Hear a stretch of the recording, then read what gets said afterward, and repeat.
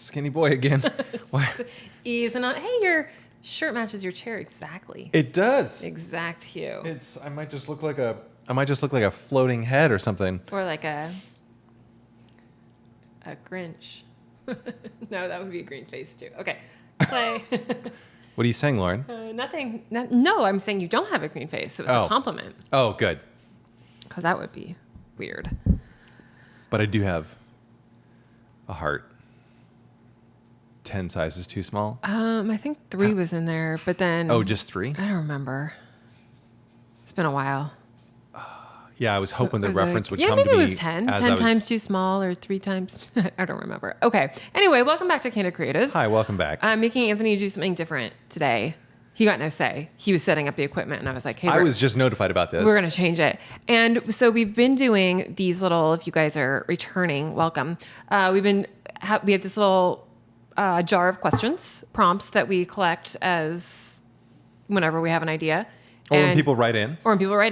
And we've been pulling those out, and we still might pull one out today. We're leaving ourselves open to that. Right. But we are changing it up. So we're still going to be 30 minutes. You know, I like my half-hour limit. Yes. And we're already 1 minute in. But instead of immediately diving into a question, we are freeing up. We're still going to do 30 minutes to talk about whatever we feel like talking about. So... And this isn't scripted? No, definitely. I don't even know unless I'm being told, or unless you have an idea. No, but you can have ideas sometimes too. No. Okay, but what I was thinking that I wanted to talk about is the kind of the backstory behind Candid Creatives. I think we should definitely talk about the backstory. Our origin story.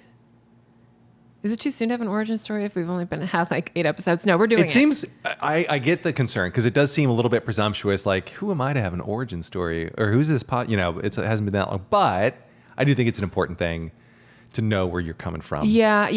And I was thinking too, because one thing I've been feeling really weird about is that I have not shared this podcast at all. So not in my newsletter, not on social media, not even really to friends to say like, hey, I have a podcast. And I was kind of like trying to assess like, why am I so like nervous about that? And I think it's because I feel the need to come clean, or I'm trying to figure out a way to sort of explain who this podcast is for. Okay. The audience, and let me know if you disagree. But one thing I noted as I was writing in my morning pages today in my journal is I was thinking this podcast is really intended. Of course, everybody is welcome to listen. The more, the merrier. Anyone. But I think what we set out to do, or at least I think who I feel like I'm speaking to when we sit down, is fellow creatives. I agree. A little bit. That's who I'm going to. Yeah, and I think that's why we called it Candid Creatives too, is because we were thinking, okay, if we're going to do like a podcast, it's basically this idea of as like we both create stuff, arts. How many arts have you created today? Arts. I created 4 arts. We both create things. We're both creatives.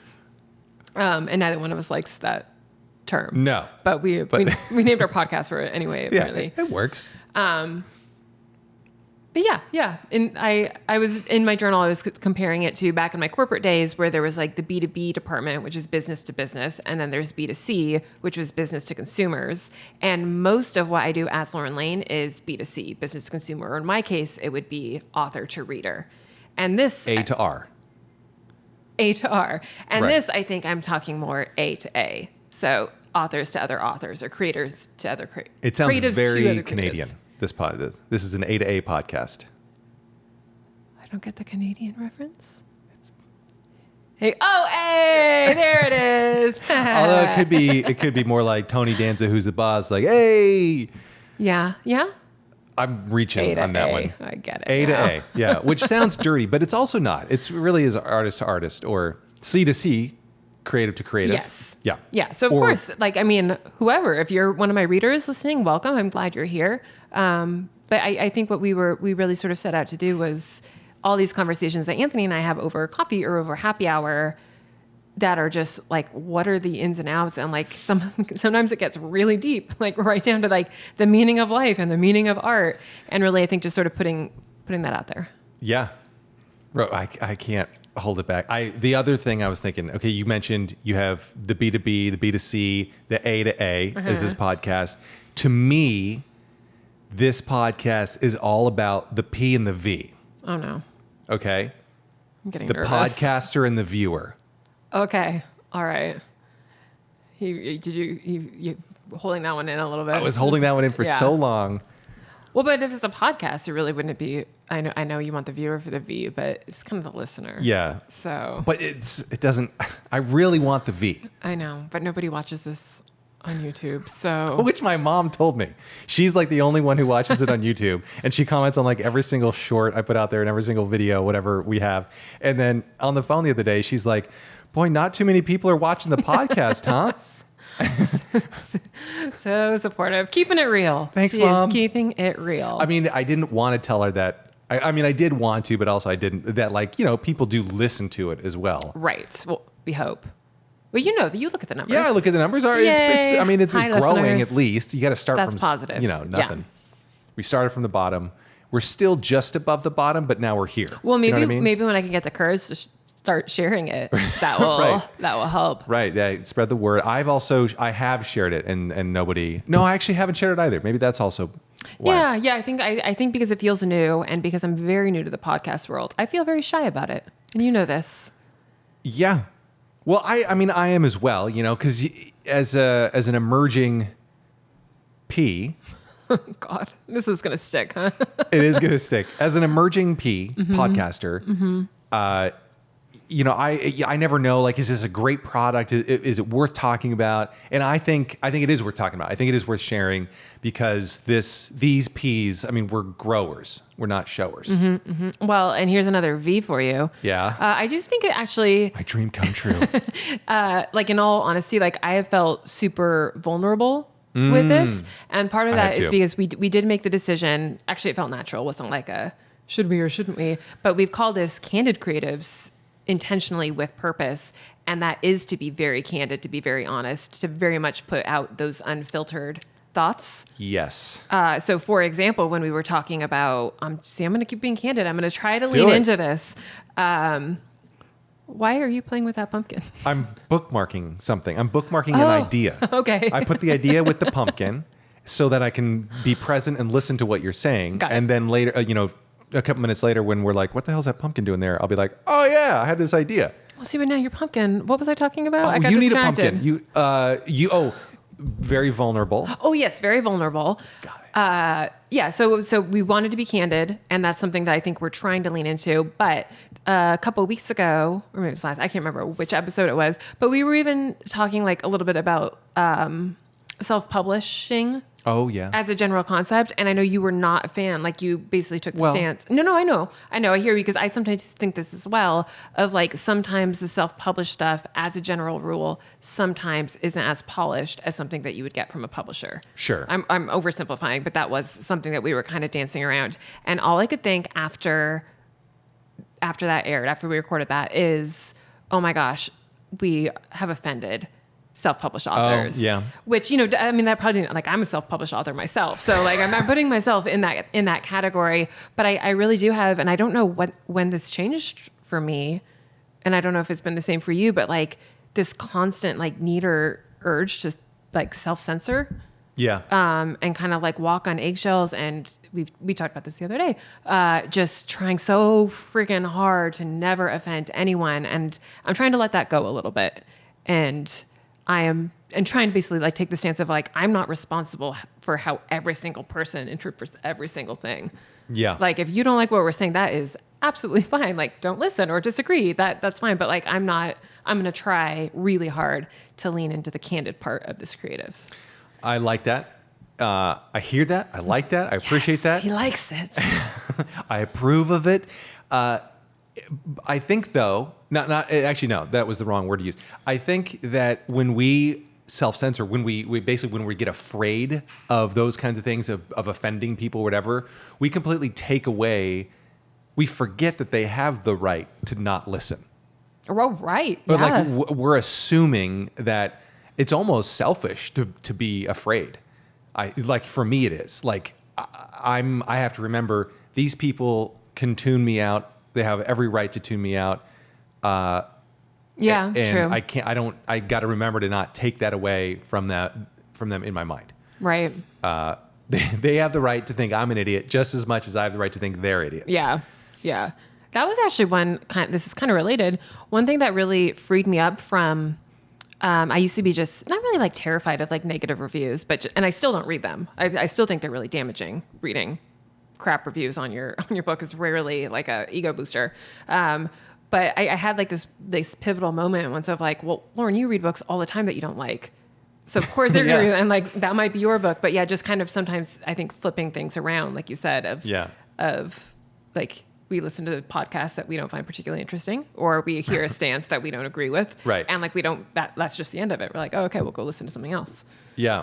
There's actually, that reminded me. He's playing with his pumpkins again. Okay, but this was another bookmark. Okay. See, this is the way I can. Would you want to answer your first pumpkin bookmark? No, because this is more appropriate, and then we'll get to the second one. Okay. Along the lines of you've read stuff and not liked it, and it didn't change. You didn't like, you moved on, and how people can listen to this and maybe not like it, and they'll move on, or they might get the self-published authors get offended, whatever. It reminded me of a way that it was a story that I heard it was a writing class taught by Jim David here in New York. He's a great comedian. And he was telling the story of how I feel like there's a lot of comedians named Jim. Oh, well, yeah. You know, like in addition to Gaffigan, and you have two Jim friends who are comedians. And there's this other Jim. And I don't know, I couldn't name a single Jim. I guess it's because I'm not friends with comedians. It could be. Except you. Except me. And even then, both friend and comedian are in quotes on that, you know. Okay, but sorry, I interrupted you. Continue, okay. Jim David. Yeah, so he was telling the story about how, and I'm pretty sure it was Judy Garland, but if anybody, if there was one of our 10 viewers out there who's fact checking this, I'm sorry if I'm wrong. Maybe your mom. Yeah, my mom. But it was, Jim David was telling the story of how Judy Garland would get over stage fright. And he would say, basically every night before the show, she would be backstage just saying, fuck them, fuck them, fuck them, fuck them, fuck them. And then she'd go right out. Mm-hmm. It was just a reminder, like, you know what? Who cares? They're going to be out there, and they might like it, they might not, but just fuck them. Yeah, I feel like, that's one thing. I guess we're not going to do a question today because we're 17. Let's just keep going with this. Okay. I think that's one thing that I never anticipated when I thought, okay, I want to be an author. And then like now, like I'm easing into like the design world and all this, and you're obviously doing the comedian thing and even doing a podcast and YouTube. And anytime that you're putting yourself or your work out there is like, nobody told you need to be brave. Oh God. And like, I mean, like that was just not, I didn't even think about it when I kind of dipped my toe into this career and started writing books and publishing books. And I actually think that might be one of my biggest, not warnings to, like I always get asked, like, what advice would you give to aspiring authors? And I think I probably would be like, be brave a little bit. Oh, yeah. Yeah. And you have to be, because the people will have an opinion, and you just have to realize how little that means. Like the negative ones. Yeah. Like it's almost like you have to have selective hearing when it comes to reviews and ratings and opinions and stuff on your performance or your books or whatever, where it's like, oh, I try to appreciate the positive comments. And there have been one or two, and which is nice. And then I have to selectively say, well, no, I can't agree with, I can't even let in the negative ones at all.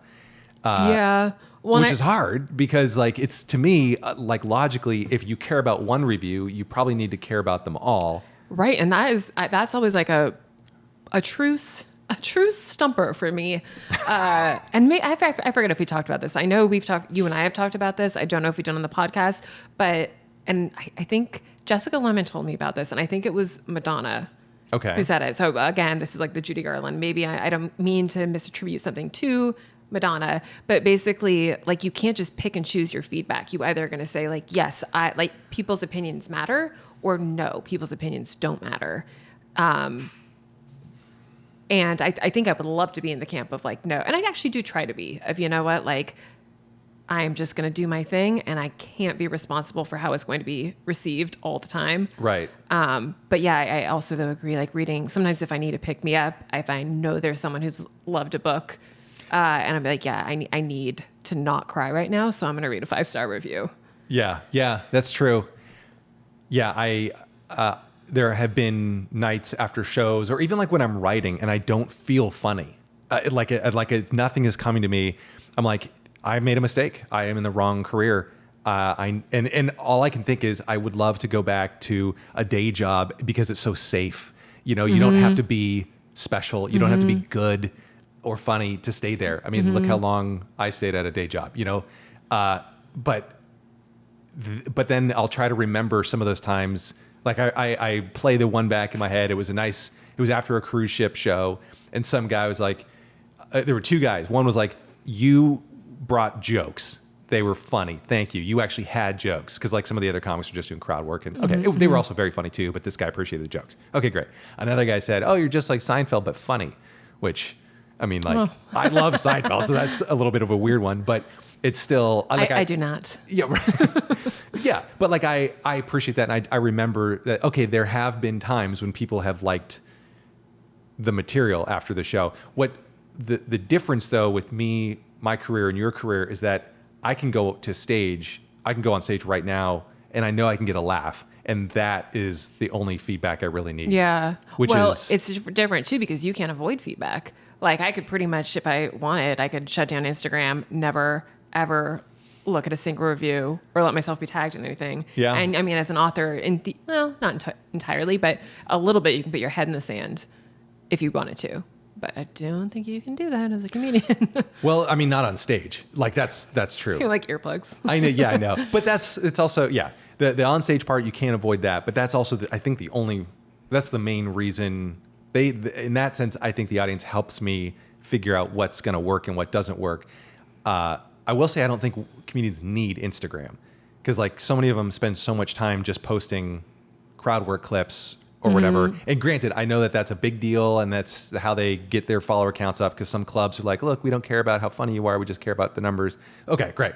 Which is always weird because, I mean, it's the same thing we're going to tangent real quick here Sure. to Instagram because it's sort of the same thing in publishing and I'm guessing in a bunch of different creative fields where the numbers seem to matter. Like even like a publisher, like, yeah. you're not like get back on Instagram and like, and we've talked about this before, like, okay, but what's the ROI? Like really on like a follower, like figure out what you're trying to do. In my case, it's sell books. In your case, it's to get stage, like get a Netflix special, whatever. Right. And like at what point, like.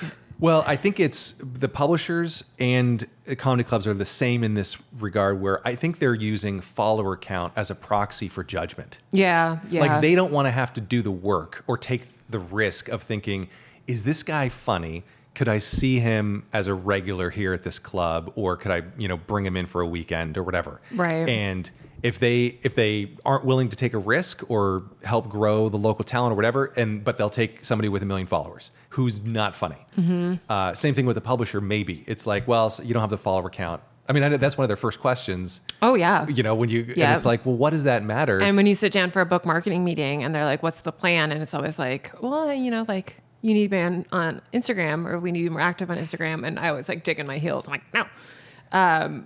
But yeah, I don't. Okay, maybe I should peel up a pumpkin. I'm just going to keep going. Go for it. You can keep all your pumpkins there with your ideas and you're not going to have any time because I'm going to keep charging ahead. But I think for that reason, I sometimes wish that I could go back. Not really, but I mean, like there's a little part of me that has this fantasy of going back to being a debut author. Yeah. Because then it's just an editor be like, okay, this story idea has potential. This is if you're trying to get a book deal. And then they're not going to be paying attention to how many followers you have because you're brand new and they know that they're not going to expect, right. They're like, oh, okay. Like this is a baby author. Let's grow her. Whereas now having had 40 books out, like it feels like entirely different because if you have 40 books out and you don't have that many followers, to your point, like I think they interpret that as, whereas I'm like, maybe I don't have many followers because I've been focusing on like writing the book or, doing something else. So I think that might just maybe that's unavoidable. Like you said, maybe it's just a shorthand way of being like popular or not popular. Why couldn't you become a debut author? You mean with a pen name? Yeah. Yeah, I think about that all the time. Yeah. No, I'm always like torn between that sounds really appealing versus the what am I trying to say? Like the industry, romance in particular is so crowded and it makes me feel exhausted to think about trying to like start over from scratch and like find readers. Whereas right now, Lauren Lane has some very loyal, very lovely, very supportive readers. Yeah. Yeah. Yeah, that's an interesting kind of a catch-22 where it's like if you're a known quantity, no one's going to be willing to take a giant risk publishing wise. They're not going to give you a 7-figure advance. I mean, because they know, oh, your sales have fallen within this range over the entire course of your career. We don't see that as a 7-figure advance, Right. Deal. But if you're a debut and they're like, this could be something. Yep. Oh yeah. Yeah. Believe me, that is a common topic among other authors. Is it can be a little bit for us. Like once you have that like track record, the sales, like you can't ever get away from that. So if they know your last book bombed and didn't sell that well, right? You're not gonna be like, well, this one might all of a sudden like take off, and it very well might, but they generally don't take risks on someone that's been around 10 years and is mid-list. Do you know which is me? What's oh yeah? Do you know if publishers? Well, I don't know. Actually, I don't know where I was going with that. I had a question and I didn't put it in a pumpkin. I know. Well, why don't you talk about this pumpkin? Okay, this pumpkin was all about fearless. Oh, I was going to talk about that too. Okay. Okay, good. Well, let's talk about that. I think so in regards to whether it's Judy Garland the stage fright idea or leaning into the candid part of the Candid Creatives, I think there is power in rediscovering or the feeling of fearlessness. And you and I were talking just the other day about at like 4 a.m. Yeah, when it was 4 a.m. over coffee, we were in bed, and I remember we were talking about being fearless, whatever, and I remember bringing up, and I might be misattributing this quote or this idea as well.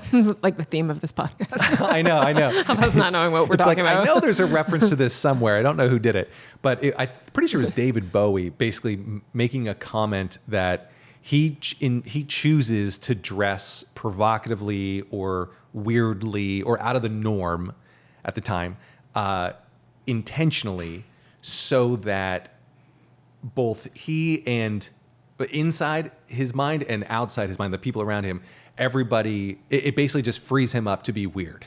Mm-hmm. Where, and I think about like, and I think I mentioned this, there's that, again, I can't remember her name, but the Japanese sculptor who we went and saw her work at the New York Botanical Garden, right. and then she's got that pumpkin down the street. Yeah. She dresses like a weirdo, but that's probably intentional because then anything that she does, we on the outside will interpret as like, oh, she's just being an artist. She's just being different. Well, and maybe like, that's freeing for her. I bet it is. And like, what show were we? Frasier. We were just watching that Frasier rerun and the artwork one.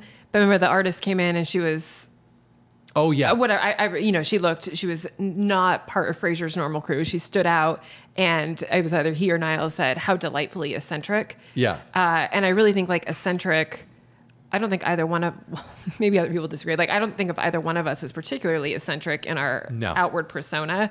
But yeah, I do. Once you said that, I was like, man, that would be so freeing. And then since then, we haven't talked about this. I was wondering if it's like Elton John and like Lady Gaga, like some of those, like, I wonder if they have that same approach of if I wear purple sparkly blazers right. and didn't Lady Gaga wear like a meat dress, yeah. If you're kind of just doing like whatever the heck and people are like, oh, whoa, then yeah, I feel like you can kind of get away with anything. Yeah. And that is exciting. In some way, it really is kind of like armor.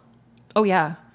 It's smart armor. You're kind of, you're projecting this weird image and it kind of obfuscates everything so that they can't really tell who the real you is. Yeah. Which is maybe fine because then it frees you up to change and be a little bit different than you might be if you're wearing a suit and tie. And you don't have to follow any of the usual rules. Right. Which is nice because I even notice like we always talk about the comedian uniform a little bit. Yeah. Like it isn't like I'm not really like obviously part of the comedy world, but I'm close enough. I've seen enough when you're like doing video clips, like so many, especially the men, which is most of them. Yeah, but two like, options. The men are like, they all look the same for the most part. Yeah, it's a t-shirt or plaid. Yeah, and it is. Or it's a t-shirt with plaid over it. Right, yeah, that's, yeah. But yeah, I wonder if that's kind of an instinctive, protective measure to fit in. But then I think the second you start going that route a little bit too, then you start like, I think the second you start playing by like one rule, like if it be like the way that you dress, then you, I think subconsciously could get trapped in other rules too of like, oh, jokes have to look like this. Or in the case of like authors, I think sometimes I'm like the book covers, all these friggin' book covers look the same. When we were out in Barnes and Noble, it was so in the rom-com section. In the specifically. rom-com section, every cover was just like the other. You know, this is like a really weird thing. I almost felt nauseous when and I don't even know, like not like actually like I was gonna yak. Right. But like there was just something about it and I was like, oh my goodness, like all of these just looked exactly the same, and I hadn't read most of them, so I'm sure they were all great. But like it was just this. What am I trying to say here? I don't. It was just a sea of sameness, and I was like, has it always been this way? And maybe it has. I'm like, there's no individuality. Like there was no author where I could look at that cover and think like, oh my gosh, that is for sure a, Lauren Lane cover. Like you could just tell because Lauren Lane covers looks like everybody else. Everybody's covers look exactly the same. And it really bothered me for some reason.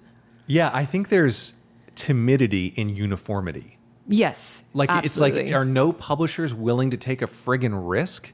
Or I mean, and to say nothing about the content of the books inside. Like you said, a lot of them are probably great. Right. But how do you stand out? And why wouldn't a publisher want it to stand out? Yeah, that's one and I always think about that too, is like, because I know at least in conversations I've had with publishers, and this does make sense to me in theory a little bit, their thought is, okay, this is what's selling well.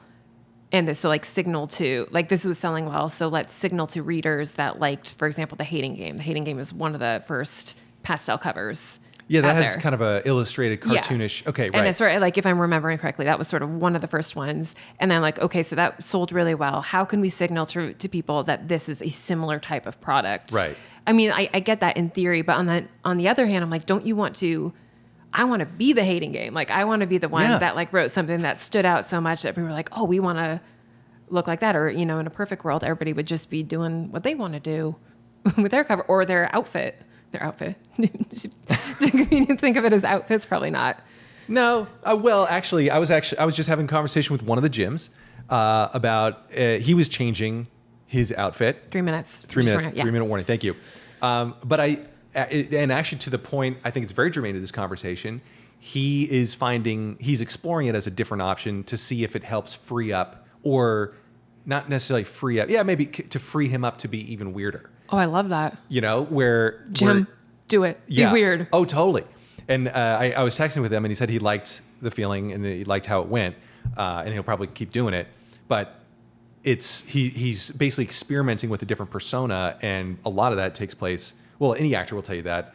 You can read something one way and feel the character one way in rehearsal, but then all of a sudden you get into dress, into wardrobe, then you're like, oh, shit's real. And it's it feels different.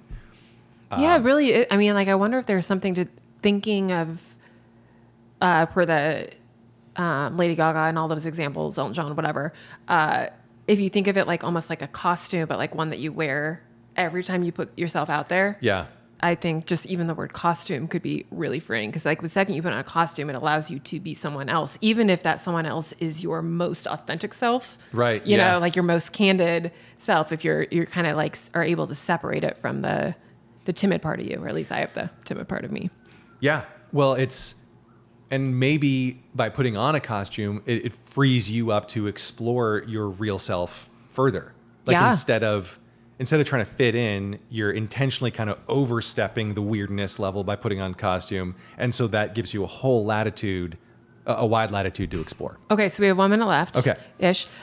So challenge/question. Yes. If you, and this could be hypothetical, I'm not going to hold you to it, but next time, I think you're getting up on Monday or Tuesday, whatever. Next time you get up, would you consider wearing something? It doesn't have to be like weird. Like I'm not saying like, let's go out and get you like a clown costume, but changing up your comedian uniform. Yeah, I'll do it. Your comic uniform. Okay. Yeah, because I've worn T-shirts recently. I've worn, I have done the plaid. I did button downs for a long time, and oddly enough, nobody wears those. Like that's true. Nobody wears. I used to do. It was a button down and jeans, like just a regular old man's shirt, and nobody does that. I could go back to that. Well, for a while you were like really into like being the suit guy. Yeah. And then it just got to be hot. Yeah, true. Suits in New York summers are no go. Okay, well, think about this. We're gonna get you a nice costume. We're gonna report back next week, you guys, and it's gonna be great. Yeah. All right, are we at the 30-minute? We have 10 We have seconds 10 left. seconds left. Thanks for going with us on this weird change. Yeah, thanks everyone for listening. Hopefully you're not crushed because we didn't revisit our little cup of questions, but we'll get there. We'll get there. We'll get Yeah. back to it. All right, we'll see you next time. Bye, guys. Bye. Good. That was fun.